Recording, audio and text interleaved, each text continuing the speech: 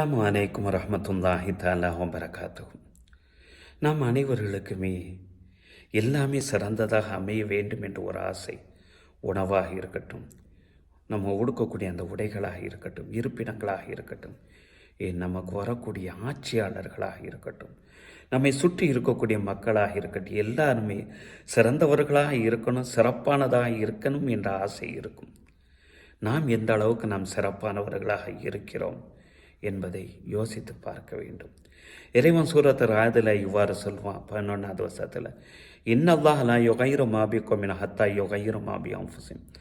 எந்த ஒரு சமுதாயத்தையுமே அந்த சமுதாயத்து மக்கள் தங்களை தாங்களே திருத்தி கொள்ளாதவரை, தங்களுடைய பழக்க வழக்கங்களை மாற்றி கொள்ளாதவரை இறைவன் அந்த சமூகத்தில் எந்த ஒரு மாற்றத்தை ஏற்படுத்துவது கிடையாது என்று இந்த வசனத்தில் இறைவன் குறிப்பிடுகிறான்.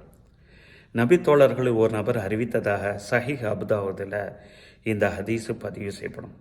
லை எஹலிகன் நாசு, மனிதர்கள் அழிந்துவிட மாட்டார்கள், ஹத்தா யாதிரு, பாவத்தில் வரம்பு மீறும் வரை, அவ் யோதரமின் அவுஃபுசின், தங்களுக்கு தாங்களே பாவத்தில் வரம்பு மீறப்படும் வரை எந்த ஒரு மனித சமுதாயமும் அழிந்து விடாது என்றார்கள் நபிகள் நாயகம் ஸல்லல்லாஹு அலைஹி வஸல்லம் அவர்கள்.